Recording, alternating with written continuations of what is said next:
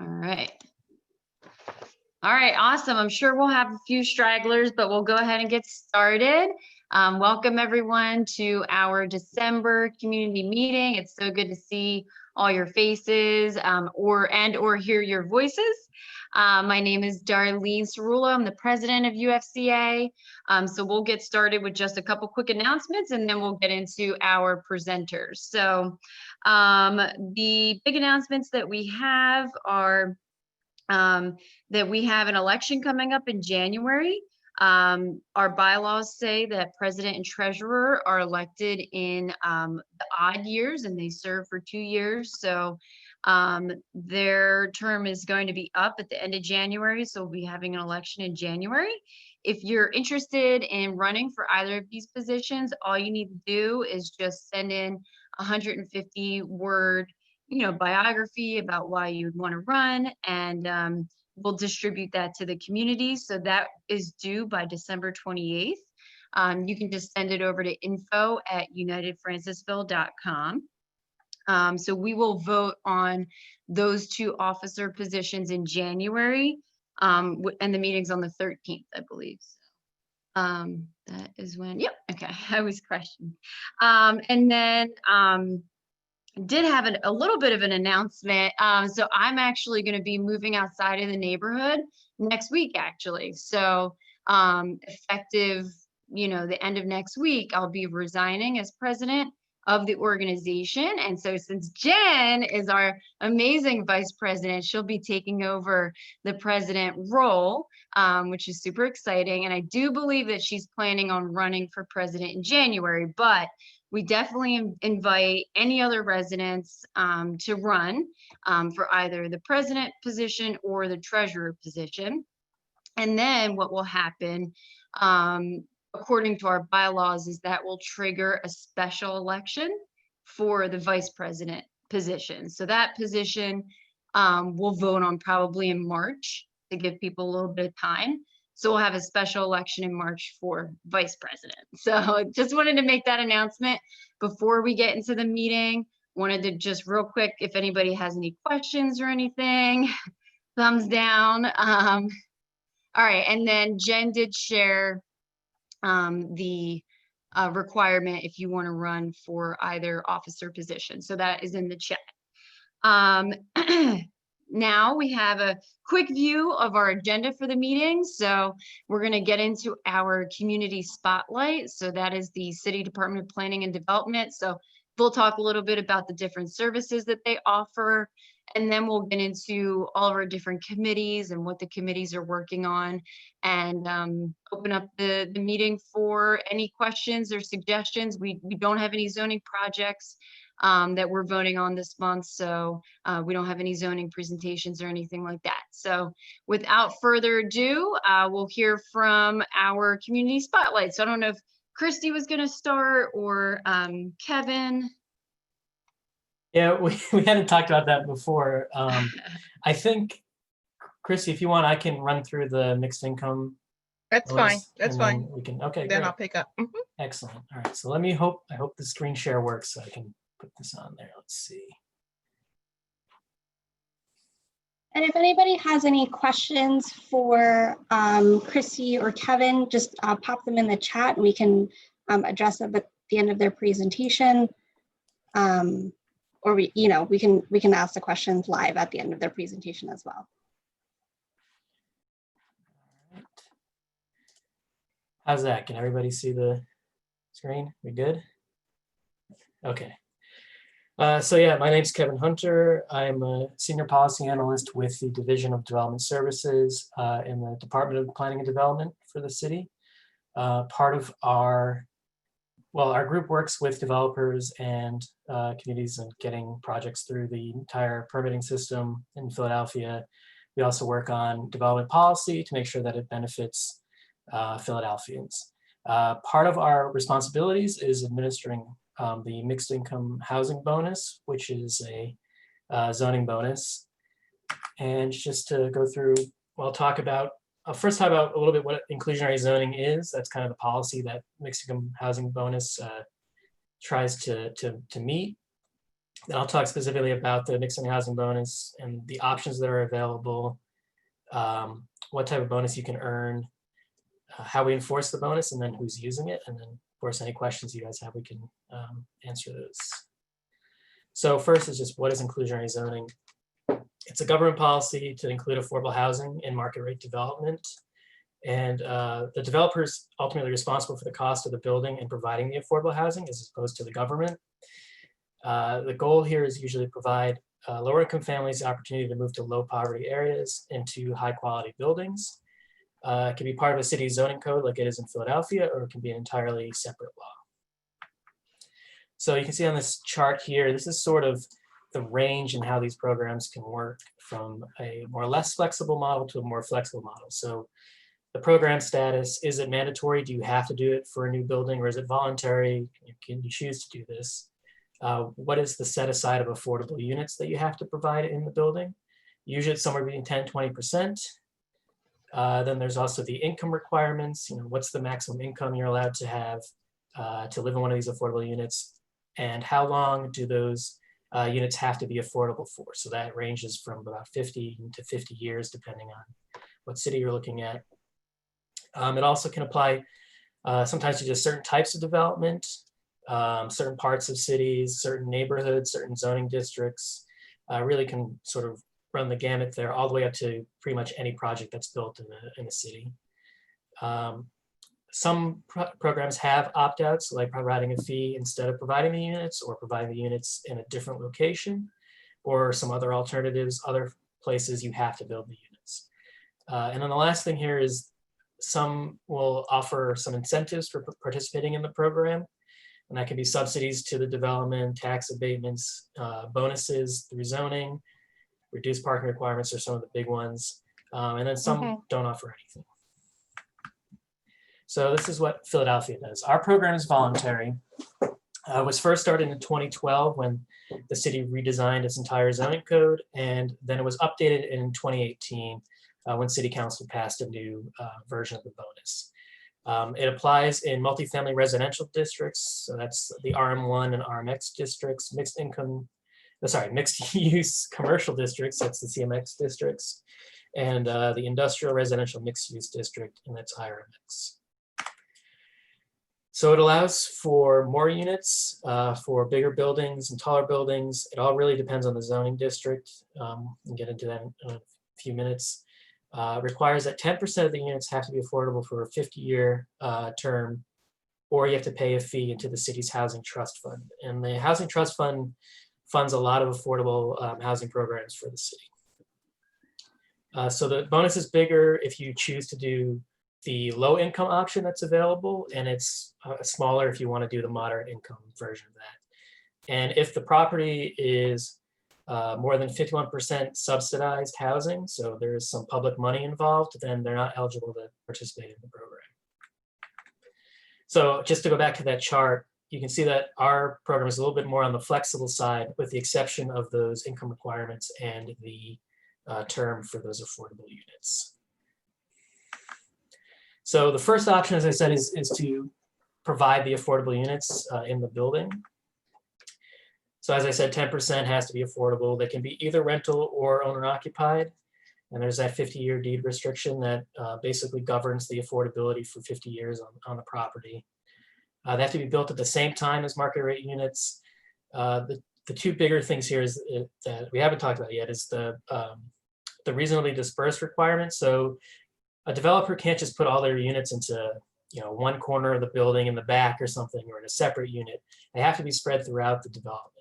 And a similar thing to that, the size, design, exterior materials, energy efficiency, and the overall construction quality have to be, it says similar here, it's pretty much exactly the same as what we're looking for. So our department really has to review these plans and makes those determinations based on the plans that we get.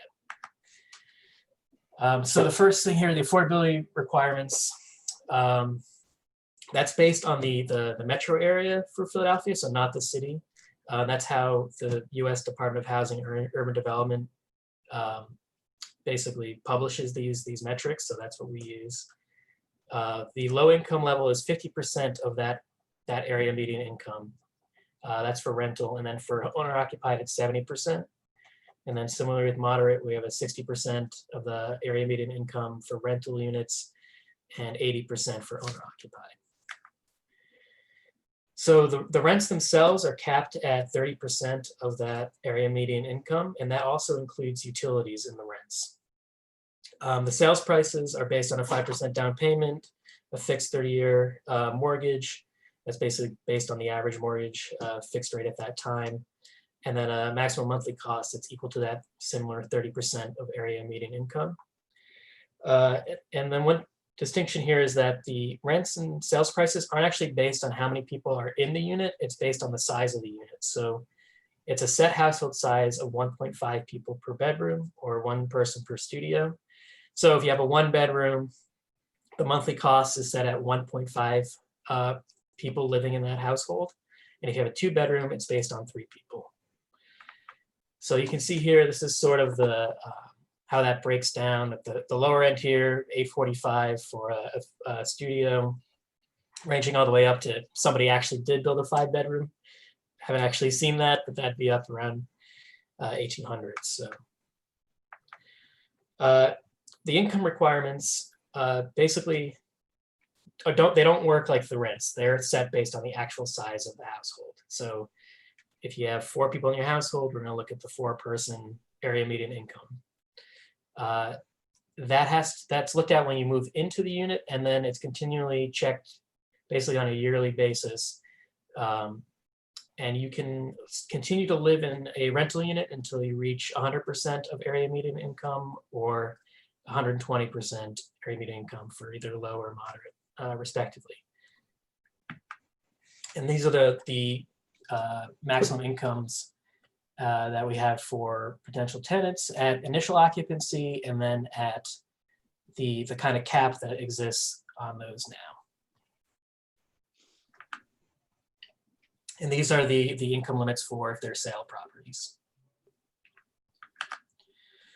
In terms of approvals at the zoning stage, we don't really require that much. There's a form that has to be filled out by the developer. They have to acknowledge, what the bonus will give them, what they're providing, and the penalties that exist if they don't meet those requirements. And that gets signed off done by our department, and then the zoning permit can be issued by L&I. And then for the building permit, this is where it gets a little bit more complicated. The developer has to submit an affordable building plan to our department. So that includes the marketing of the units, plans that show us where all the units are going to be, and all the details that we need to make sure that they are the same as market rate units. And that includes, materials, finishes, fixtures. We also look at phasing. If the development is going to be done over multiple phases, we have to approve that as well. And then after that is approved, they can sign this deed restriction, and that's what enforces all these provisions. So for actual enforcement, the city won't give its certificate of occupancy until the developer meets all those requirements, and our partner, PHDC, basically takes over from that point and continues to confirm the incomes of renters and buyers. They require an annual report from the developer, and then every 3 years, they audit those projects. So if a developer doesn't meet the requirements, we can take away permits, we can take legal action, and we can also fine them under the zoning code. So the other option is the fee option, and this is arguably the more popular option. So the fee changes really based on if you're in what I would call like a neighborhood level zoning district versus a more like high density district. So in Francisville in particular, a lot of the districts are more in that neighborhood category. So that's the RM1, CMX1, 2 and 2.5, and then more center city we'll be looking at for the other ones. So the fee is higher if it's low income, and it's lower if it's moderate. This is a very similar process to with the if you're actually going to build the units at the zoning permit stage, but when you get into the building permits, it's a much more streamlined process. You have to sign a legal agreement with the city saying that you're going to make this payment and then actually make the payment to the Housing Trust Fund. And at that point, you pretty much met your obligations under the code. Again, we can take the same sort of actions if they fail to meet those requirements. And so here's what the developers get out of that. In the neighborhood zoning districts, you get a 7-foot increase in height. And if you do the moderate income bonus, you get a 25% increase in the number of units you can provide. The low income will give you that 50% increase. If you're in the higher density districts, that can really range from that 25% of more floor area to over 400% more. And so this is where we really are today. We've gotten about $7 million in payments over the last almost 2 years now. We're expecting some sizable ones in the next actual couple weeks, about 2 to 4 million in payments. And we've had 4 affordable units built under the program now. There's a bunch of them that are still in that development pipeline. We don't count those as real until they actually go to get a building permit, because there's not really much stopping someone from filing a zoning permit and just walking away from a project. So once you actually get that building permit in, we would count it as real. So this lower number is just those planned projects that aren't at that stage yet. There's about $13 million in possible payments there and about 25 possible affordable units. And I'll say that in the last couple of weeks, again, we've gotten about 4 or 5 projects that are actually building the units coming through our office. They're in various stages of getting approved, but so that these numbers will be changing pretty soon, but that's where we are now. And if you guys want some more information about this, we have our 2019 annual report up on our website. The 2020 report should be coming sometime in January or February. We're starting work on it now. We have a bunch of fact sheets that give a little more information about each of these steps. And if you have questions about, what does the Housing Trust Fund look like and what does it fund, there's the Housing Trust Fund report on the city's website as well. Whoop. So that's pretty much it. If you want to get in touch with me, you can email planning.development@phila.gov. Our group manages that email. And, we all can answer any questions you might have about this that you don't end up asking tonight. Awesome, thank you. That was so informative. I think Jen put in the chat, would you be able to share this presentation with us so we can share it with the community? Yeah, I can totally do that. Should I send it to, I think Amanda is who we've been talking to before. Okay. That would be great. Sure. Hey, Kevin, this is Vivek. I think you and Yes, we've had a couple conversations about this before. Yeah. How are you? So good to see your face finally. Yeah. It's been a crazy year. Likewise. Can you copy zoning at United Francisville along with Amanda with this presentation, because this would be helpful to have in the zoning arsenal, especially the data that you've shared with the AMIs and all that stuff. So that could be helpful, because we get a lot of questions from developers from the zoning perspective. What can be done and cannot be done just on a normal level, and we don't have that information, right? Yeah, and I think I'll send you our fact sheets too. I think those have a little bit more detail that you might be looking for too, that kind of go into more sort of the ins and outs of the program.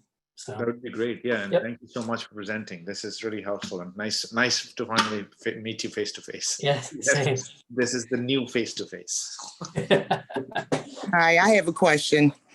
This information is very helpful, and it was really interesting, because there's a lot of development being done in Francisville, and when you get to the affordable housing part of it, there's not a lot of information out there about that for the people in this neighborhood. Mm-hmm. And I'm like, some of the stuff that's coming up now, are these buildings in that particular, what you just said, any of the development going on now in Francisville?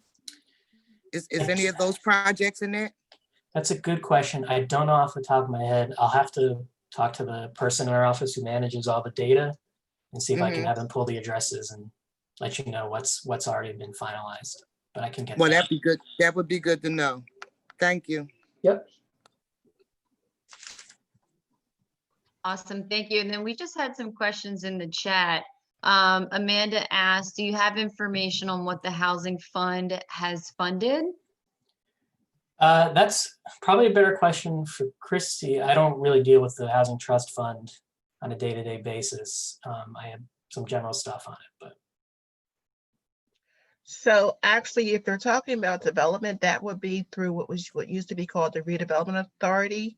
I can get that information and share that with you. And that would be projects that would be done with a combination of CDBG, home, HTF money for development, and that comes out of the development division.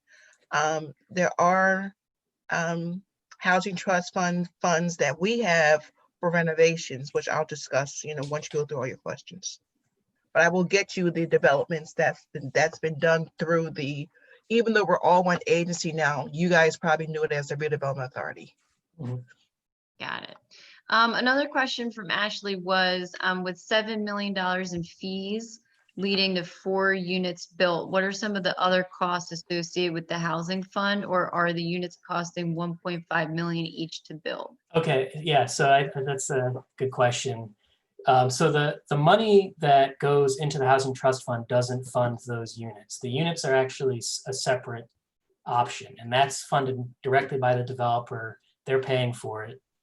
The 7 million goes into the Housing Trust Fund, and like Chrissy said, it funds the city's affordable housing programs, development. It can include like basic system repair stuff for folks who have, need repairs to their homes and things like that.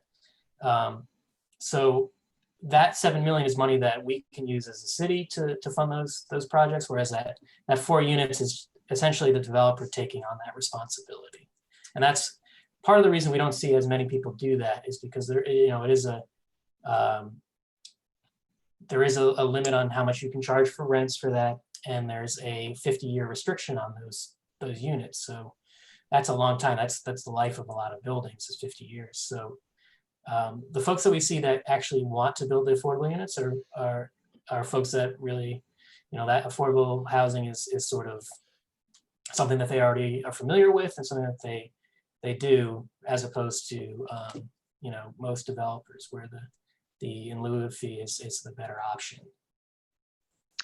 All right, great. That definitely answered the question. And then Gabby asked, she said, I wonder if the fee option is a cheaper way of getting out of the requirement. There are units on Poplar and 15th. I don't know if Gabby, you want clarify, to I'm sorry. clarify. Yeah, I'm sorry. That was 2 separate things. I think there are units for the public trust on Poplar and 15th. If someone wanted to know if there were units available or that were built with that public trust money, because that does exist. But I was going to ask if, we're looking at a package, is it apples to apples? I mean, if you either pay out the opt-out fee, but yet continue to benefit from the sale and then subsequent, somewhat diminished rents, are you going to come out as a wash, or is there a financial advantage to doing one or the other? Because to me, it's like, I'm just going to make up a number, but if it's like $1,000 to donate here, but you get $5,000 of revenue from the sale and then subsequent rents, what are we really offering people? I don't have enough information about that.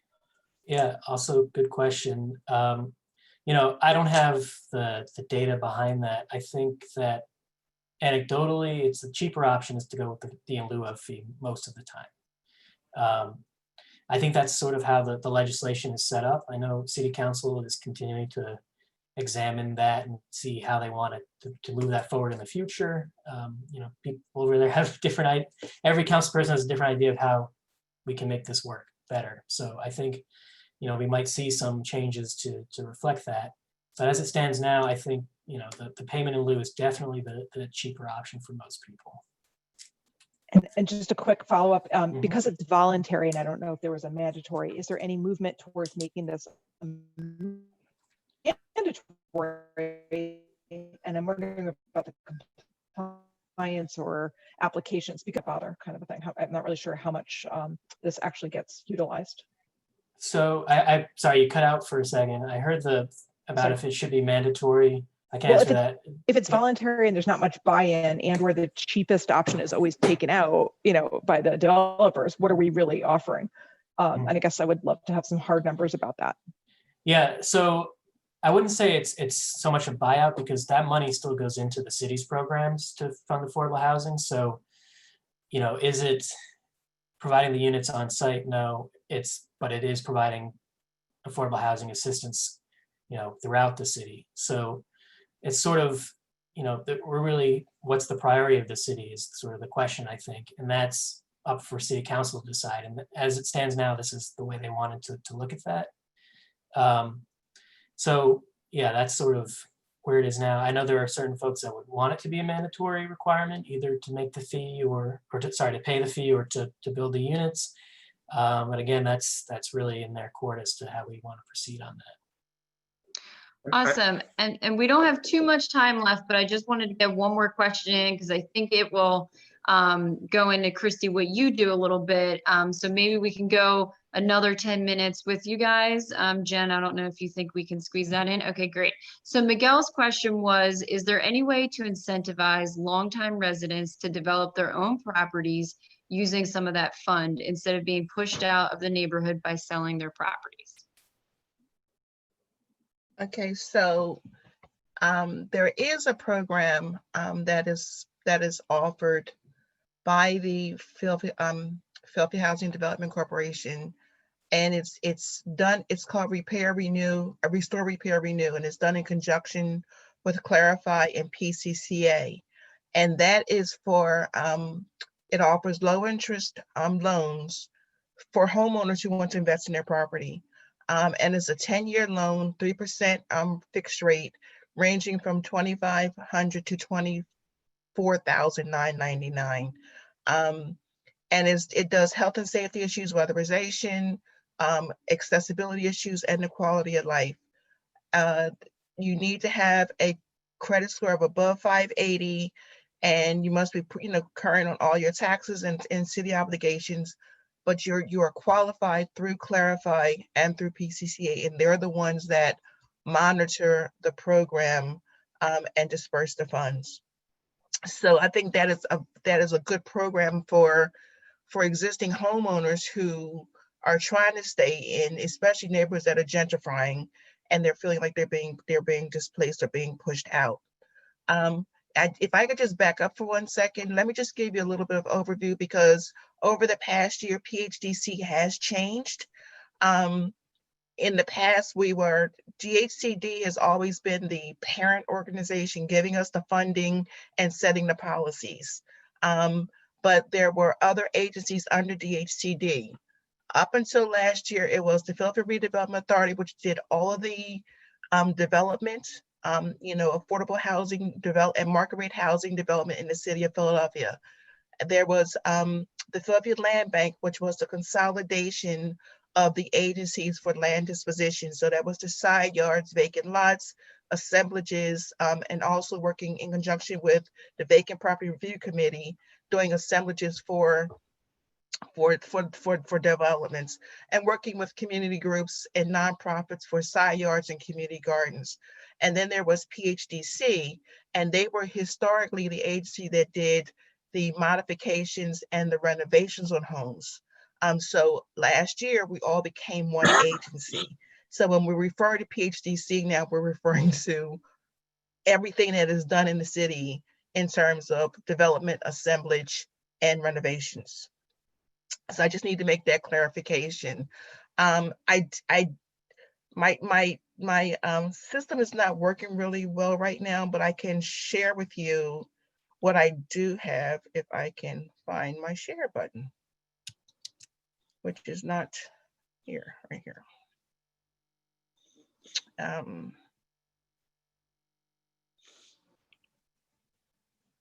Okay. Are you guys seeing agency overview? Okay, so PHDC has a couple of programs. One is the Basic Systems Repair Program, and the Basic Systems Repair Program is a free program for emergency repairs. This is not a renovation. It is not a modification program. It is your roof is leaking, you have raw sewage in the basement, your plumbing is bad, you have violations from the water department, PECO, PGW, LNI, or you're having some severe structural issues, your back wall is coming down. We don't do stuccos, we don't do front doors, we do emergency repairs to keep you staying in your house. For the most part, people that come in under the BSRP program are houses that are in severe conditions. And we do as much work as we can do in the house to help the residents stay in place. We also have the heater repair program. The heater repair program is phenomenal because we're actually going to replace heaters. So if you have anyone that you know that has a broken heater, they call the number, the heater hotline. We're out there right away. Even though we're working remotely, we all have heaters here in our house right now. So if you call me and someone lives within my area, I get them a heater within 2 hours. Just, a space heater until we can get a heater repaired. We have contractors on call that are on call 24/7 to go out there and address the issues. And one of the requirement for the excuse me, basic system program is that you have to be a homeowner. You cannot be a tenant. And again, there are no liens placed on the house. And we go and we make the repairs that are necessary. The program that is dear to my heart is the Adaptive Modification Program. And this is the program that helps low-income individuals with physical disabilities to live independently, and also with seniors. So we, and you can be a tenant as long as the landlord agrees to sign a waiver saying that he will not evict you or displace you within 2 years, nor will he raise your rent based on the modifications that we make on the house. He or she, I shouldn't say he. But we do accessible bathrooms, we widen doorways, we do doorknobs, faucets, stair glides, half baths downstairs, laundry room. We don't supply the appliances, but we do the laundry room, so seniors don't have to go in the basement to do their laundry. They must have a physical disability. We do all certifications from the doctor, as well as we have an occupational therapist on contract that will go out and do an evaluation of the house. So we look at your condition today based on the medical assessment given to us by your physician tomorrow, and 10 years down the road based on what we expect your condition to be. So we may have a senior now who says, you know what, honey, I don't need a stair glide.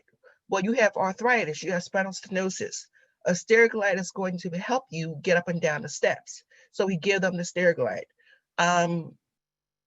You have a lot of seniors who do not want to, damage their walls because with the stair glide. So we're like, well, how about a powder room downstairs?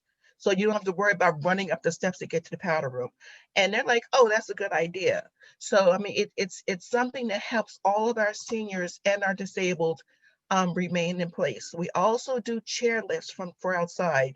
A lot of the houses in Philadelphia have very narrow stairways. So we have a new stair guide that we can use that is more like a straight and is designed for houses in South Philadelphia, North Philadelphia with the very narrow stairwells.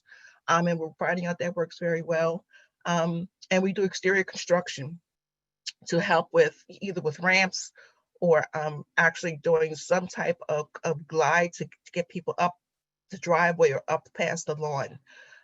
And we're actually taking applications for all of our programs now.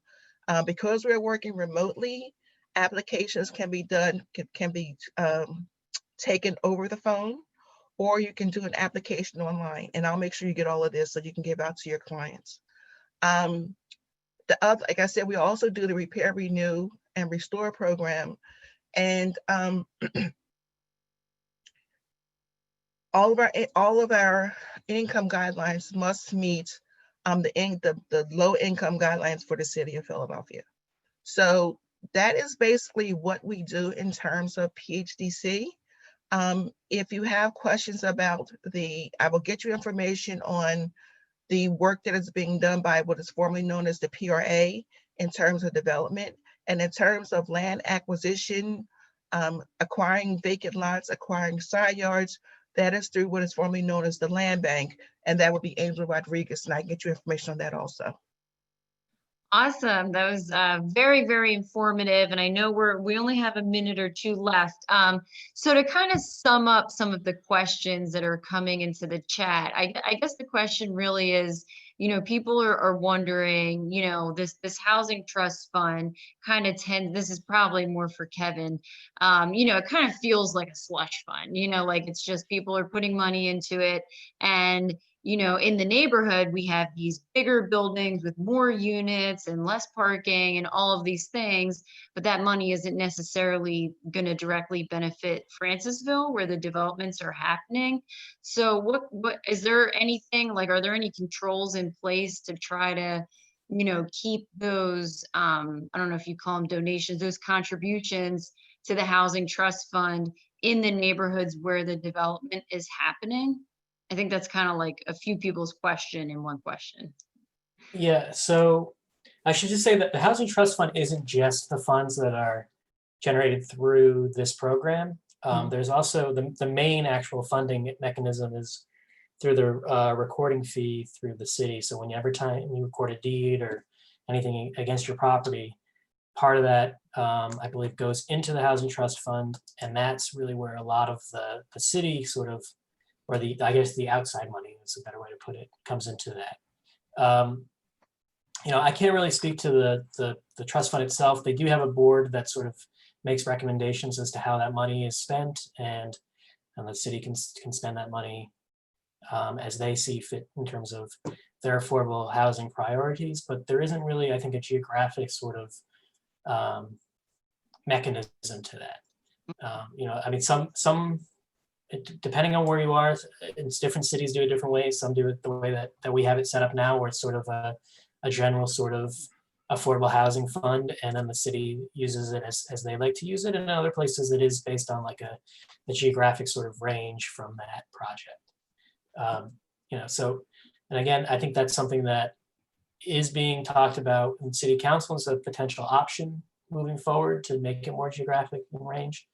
That comes with a lot more sort of oversight into how that money's being spent and where it's being spent.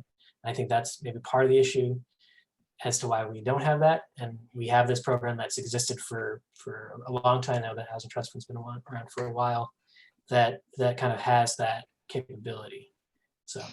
Do you if people are really want to get involved or have their voices heard, is there a particular council person that you know of that's kind of running the lead on this that maybe we could have at our next community meeting? Or no, I don't. I think it's sort of, at this point, there's still, I think, several council members that have different ideas about how to continue with the program. You can see it now with the tax abatement legislation that's going through. There's a lot of different ideas coming out of council at the moment. So I wouldn't say there's one person or other who's sort of at the forefront of that. I think in the new year we might have a little more sort of clarity on that, but right now, not quite.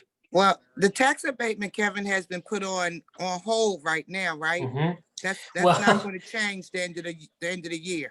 I think I think tomorrow is when we find out for sure if that's actually happening. We're all interested because a lot of the deadlines we're facing in my division really sort of are affected by that. So we also really want to know what's going to happen. So are the workforce homes included in these programs too? The workforce homes, because I believe we have about 15 of them in Francisville right now, and I believe that more were supposed to come about after those 15, because a lot of the people that were notified about the workforce homes, it came within a 30-day period. It didn't get the people enough time to get their things in order when they finally brought it out to the people in the community. So the people that's living in those workforce homes right now are not from the neighborhood and are not from this part of town. So those houses went to a bunch of other folks. So are they planning on bringing more back to the community? Yeah, I can't really speak to that. I don't know, Christy, if So, I can speak to workforce housing only because I was involved with it when I worked for the land bank. And I know Stom, Savetta, they did development there. Part of the issues that we had with workforce housing back in the beginning of 18, 19 was finding, I'm not gonna say finding eligible applicants, but doing a good marketing. And I know that we held, it was the, I can't forget the other brothers with the red hair. We held the developers very we held their feet to the fire in terms of making sure they did proper marketing to the community. We even reached out to the Philadelphia Housing Authority, to their home ownership division, asking them to help us find eligible applicants. Unfortunately, because of fair housing, we have to take people as they apply. And there were no, you can't put geographical boundaries on applicants. So that's what happened in that situation. I know that Well, I'm gonna say this here. When Darryl Clark first pitched that workforce thing in the PAL, I was there for that meeting, and that happened in what, about 2009 or something like that there. And there was never any information given after that meeting he held in the PAL. So the people in the community was never notified. okay, and that's what I was getting ready to say. Yeah, they were never notified. I know that as I was leaving the land bank, I know that Councilman Clark's office was very involved in making sure that as future jobs became up, or future development came up, that there was a better communication process. And like I said, the initial jobs, we looked at the marketing plans. The marketing plans were reviewed, they were approved, and unfortunately, the marketing was not done to the population that we had in mind it being geared toward. I think going forward, you will see a difference. Okay. Because we know, unfortunately, you learn from mistakes. And we know they learned all the things to not do. And please be mindful that you cannot violate fair housing laws. So you have to be very careful about how you handle things and how you market housing. Well, that's true too. But okay. I just wanted to get the point across that when Darryl first pitched that idea, he let like a 6-year, 7-year gap go in between that before the community was really notified. And I think he was in shock to see that I still had the paperwork from that meeting when I gave it to him and asked him about those properties. Right. And then when you give the community like a 30-day windfall to come and fill out, file for the financial help you need or wherever, they were like in shock. They couldn't do it. Enough time. Right. And you got 15 homes that maybe some of them could have been working towards to gear up. These are like our young adults in the neighborhood. Right, and that's why, for that. I mean, I know we're running short on time, but that's why going forward, they were looking at having agencies work with clients so they can make for home buyer readiness. Right. Getting them into first home buyer programs. And the other thing I just need to stress is that when a development finally hits the ground, it's been in the making for 10, 15 years sometimes. So that because there's a combination of funding, whether it's tax credits, new market credits, whatever. So only thing we see in our mind's eye is, oh, something is going up, but not seeing the fact that this has been a development that's been in a process waiting for streams of funding to come through for 5, 10 years sometimes. Okay. That's fair. Thank you. Okay, sure. Thank you. Does anyone have any other questions for Christy from her presentation specifically? We might have time for one more question. I do, Darlene. Can I ask my question? Yes. So I heard that the basics repair program had a really long wait list. Is there still a wait list, and are there wait lists for the other programs, or is there no longer wait? It sounds great that the heater program's so fast. No, there is a wait list. However, things up there are priorities. So for the heater hotline is done based on the season. And this year, because of COVID, the heater hotline actually ran all year long. So if someone called in the summer and said, my heater was broken last year, we were getting someone out there. The heater hotline is run in conjunction with ECA. So the application actually goes with the ECA, and every other week we do our piece, and then they do their piece to alternate weeks. BSR does have a wait list. The roofs are going faster than the interior renovations or construction renovations rather on the house, but they're moving fairly quickly. AMP does not have a very long wait list. Right now, I am processing clients from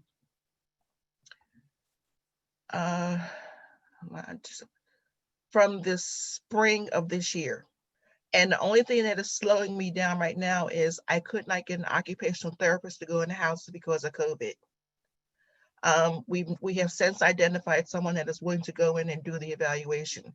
So I would anticipate AMP to have about a 9-month wait list, which is not long. Great.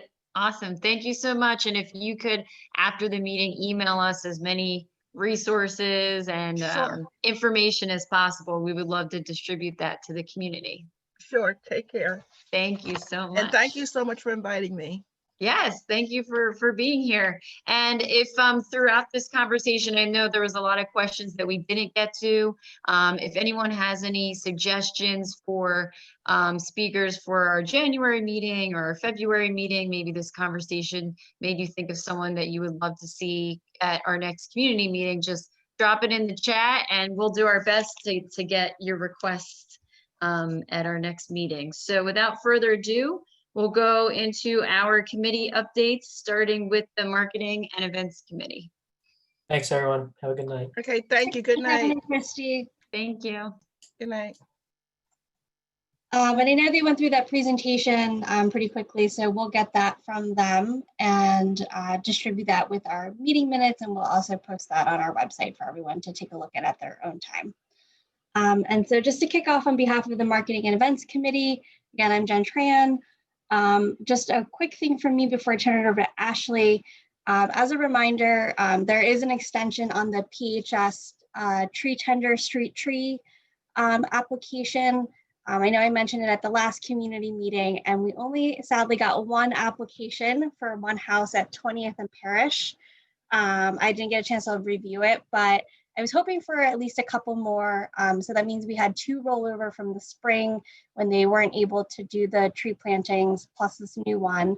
So if anyone at the meeting tonight, whether you own or rent, if you think you could get an application together, it's like a super quick one, to me tomorrow, I'd be happy to take a look at it so that we could submit it to PHS to get you a free street tree in the springtime. And if you don't think you can do it, they're still taking applications for next fall. So either way, just let me know. And we definitely want to get some more trees because they're free in Francisville. And with that, I'll turn it over to Ashley. Awesome, thanks, Jen. So I took notes just so I made sure I cover everything. So as many of you know, due to COVID restrictions, Eastern State Penn is temporarily closed to the public until further notice, but they do still have their holiday toy drive, which is going on, and that's for children who have currently or recently incarcerated parents. So it's a really great toy drive. While they're not able to accept those donations this year, there are still multiple partners that are able, so you can go to their website to check out those partners. You can mail them in, you can drop them off. There's lots of options. A few other just small logistics is it's until December 20th, and it would be a new toy or children's book, original packaging, no gift wrap. And so, yeah, definitely there's tons of toy drives out there, right? But we just wanted to make sure that we highlighted our friends over at Eastern State Penn and some of the great work that they're doing there. So definitely give that a check out. And the other thing that I'll just note is that if you don't already, and if you do have Instagram, if you want to follow us at UFCA Philly, we are on Instagram and we're fairly present now. We've got lots of things going up. If you have any events or businesses that you want us to highlight, you can just DM us. And then we'd love to highlight photos from around Francisville. So I can't walk around Francisville 24/7 to take these photos. So if you have them, we want to highlight you all. So please feel free to send them. You can either send them to Darlene or Jen via email and they can pass them along to me. Sorry to you both. I'm going to sign you up for that. Or you can also tag us or DM us on Instagram, but we really want to make this fun and just highlight our neighbors really well. So yeah, that's all. Thanks. Yeah, I know Chase is driving, but he's working really hard on doing, and Ashley are working on a bunch of neighborhood spotlights, interviewing some of our local residents, local businesses. I'm sure we'll be reaching out to a couple of you folks here at the meeting tonight because we did brainstorm at our committee meeting last week about who we wanted to reach out to first. If you've been on any of our social media, I know Ashley and Jason have been doing a great job. So follow us, keep spreading the news, and you'll be hearing more from us in the next couple weeks. That's it for us for marketing and events, and I'll turn it over to Chris with fundraising and sponsorship. Thanks, Jen. Appreciate it. How you doing, guys? Just a couple quick things. I know we talked last month about some fundraising efforts, keeping that going towards year end. We put together the budget for next year, and there's a slight shortfall, so we're having a couple pushes. Two quick mentions here. We have a member of the community, I'll mention his name, Griff, that graciously offered to match any donations from now till the short future. So I'm going to send an email out to the members of the community, people on this call, people that we've seen before that really have an impact on this organization. That kind of has details on what we're thinking about doing with links to contribute, goal outlines for the organizations, and any other details that we have on what the funds are going to be used for, so that you can feel good about contributing to your organization and knowing that any dollar that you put in is doubled and the efforts multiplied. So really appreciate that. The only other thing that I had is me and Tyler traded emails before this, so hopefully there's some grants on the way that Tyler had put in the motion. So really appreciate that. So hopefully we're in good position for 2021. I'll put a little bit more detail in my email and have financial statements so you can see exactly what's going on behind the scenes. So that's all I had right now. So if you have any questions, happy to answer them. Otherwise, I'll pass it to Amanda. Oh, there it is. I don't have too much for outreach and inclusion. Life just kind of got in the way, so we haven't had many updates, but we have been talking about kind of turning this kind of push for wanting inclusive housing in our community into kind of an advocacy effort and getting more people involved. And so Jeanette, I'm totally gonna hit you up and see if we can get more people to figure out how we can kind of turn this into an advocacy effort. I was a little disappointed and disheartened when he didn't name a specific council person so I could reach out. But we'll figure out somebody and we'll figure out what next steps we can take to make sure that all these initiatives that the city is doing and that Darrell Clark is promising is actually being acted on in our community. Okay, I appreciate it.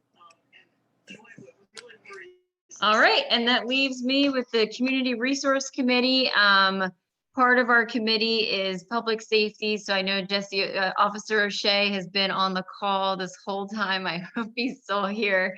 I'm here.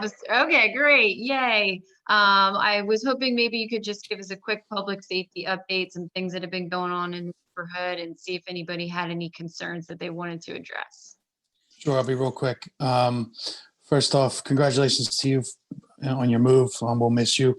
Thank you. And I will miss the Christmas party with you guys this year. Hopefully we can resume some sort of social activity soon. I'll just be brief with the crime stats. Theft from autos are up, and a percentage of our theft from autos, about half every month, are unlocked doors.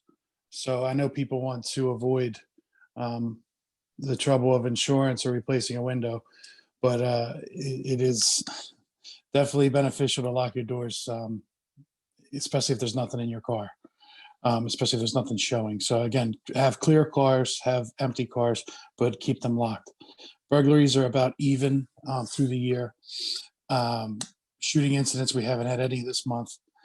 Robberies are slightly down for the year. Ag assaults are as well. Retail theft is way down, as to be expected, because most things are closed. And package thefts are up, especially this time of year, which is to be expected. So please look out for your neighbors, and please make police reports and call 911 for suspicious activity. A lot of these things go unreported, and then we can't keep good stats. We can't put the proper manpower in those places. So if you got a package being delivered, let your neighbor know. moving on.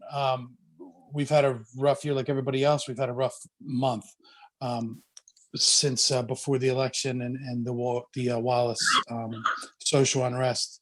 We have sustained some about of our sworn personnel at the district. We have about 19 officers currently out injured, mostly stemming from those that social unrest, and we have about 30, give or take, out COVID. About a fourth of that, those officers, 8 to 10, have COVID currently. So we're starting to get a little bit of numbers back, but we've been decimated this month, so our manpower has been low. I know some of the narcotics, the ATV, and the paintball issues in Francisville have dwindled slightly. That's just due to the season, but it's not gone off of our radar. And the last thing is the major incident that was on November 25th was the carjacking at 17th and Wiley Street. The vehicle was found by police. No arrests have been made yet. We're awaiting the process of that vehicle, the processing and the fingerprints to see if they come back to anything of substance. Central Detectives and SIU are all over the case. I don't want to give any information about the victim and any related crimes, because there is multiple incidents they're looking at from that incident in that car. I will just give the briefest of descriptions that we were originally had, which was 6 black males, late teens, that's about 15 to 18 years of age, the 6 of them, all masks. And unfortunately, people wearing masks now is the norm. So people looking to do damage, blend in, and dark clothing. That's all we have right now. I will update Jen or Darlene when I get further. I'll have Steve do it. Steve's out COVID, if anybody was wondering. So some prayers for him. That's about it. Any questions? Is the victim of the carjacking, is she okay? Physically, yes. She was treated for injuries at the time, but she's recovering. But her, mental outlook, I'm sure, is super damaged. So she's getting the proper resources she needs. And was Officer that O'Shea, did she live around here on Wiley Street? Did she live in that area? She is a 9th district resident. I don't want to divulge too much information about Okay. that. All right. Yeah. Okay. But she's she's with us. She's one of you, one of us. She lives in the 9th. Okay. all right? Thank you for that update. Does anyone have any other questions for Officer O'Shea? And we hope that Officer Kiefer feels better.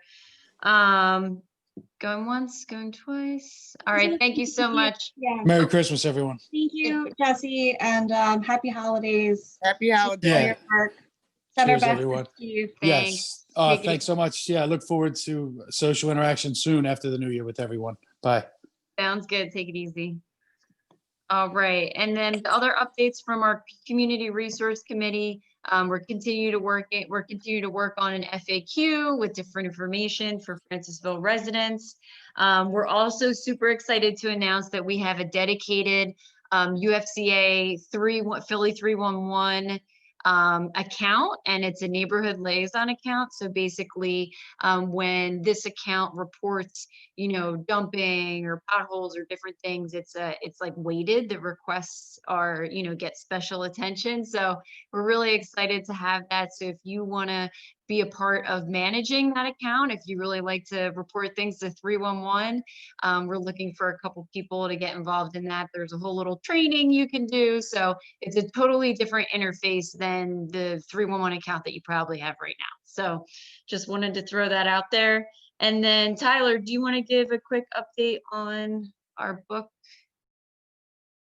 donation?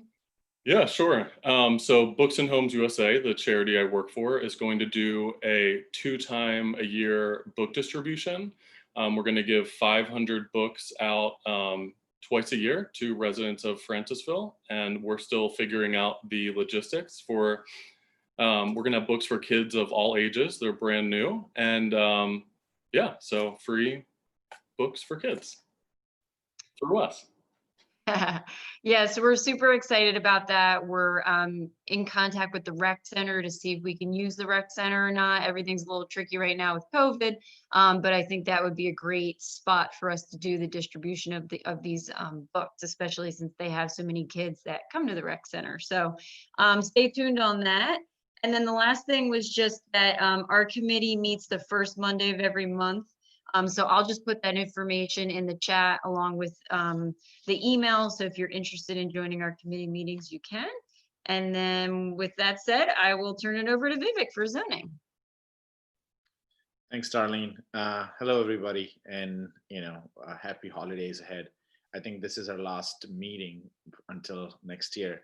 We do not have any zoning updates for this year, however, for this month, as we don't have any plans. I don't have any projects that are coming up in the next next month or so. However, we do have two zoning seats available. Two very important people, Jason, and we had I'll let Jason decided to leave the zoning committee and do volunteering effort somewhere else. When I say somewhere else, within the UFCA, but in a different committee. So we have Jason's position available. Jason, and also we have a position that was available prior to Jason. So we really encourage people that are interested in projects and zoning now to join the committee. And the amount of development that's happening in Francisville now is not as much as it used to be back in 2016 or 2017. So it's not too much of a workload, but it's always good to have people that are interested and passionate about having the development done in a more professional and cordial way to the current residents. So with that, that I would really encourage for you guys, whoever is interested, send me an email at zoning@unitedfrancisville.com. And I hope to see some of the new members come into the committee. And most of our, by the way, if anybody is interested in, seeing our zoning committee meetings that happens prior to the projects that are presented, that information is already present on the website. Anybody can go click on that link and join it. It's the third Wednesday of every month, and watch that meeting happen. So with that, thank you, everyone. Enjoy your holidays, and hopefully we'll see you next year. For me, and give it back from zoning. Give it back to Darlene. Oh, no, thank you so much. I guess we have a few minutes. If anybody had any questions, be happy to answer any questions before we wrap up the meeting. No questions. Please, please, please, if you have any suggestions for speakers for January and February, sometimes it takes us a few weeks to get a hold of these people. So if you have anybody in mind, definitely let us know. Jeanette definitely helped us come up with the speaker for this month. So thank you for bringing up those topics last month. So we will see everybody on Wednesday, January 13th. Same link, same time, and we look forward to it. I know we moved from Google Meet to Zoom. So if anyone has any feedback about this process or anything to share with us, let us know. And send us your bios if you're interested in running for president or treasurer. Okay. Thanks. Have a great night. Happy holidays, everyone. Thank you. Same to y'all. Merry Right. Christmas. Merry holidays. Christmas. Nice to see y'all.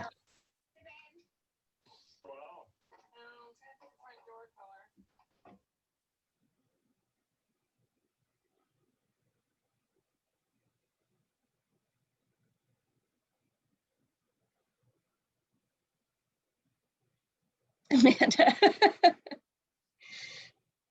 All right, I'm going to close the meeting. See you guys.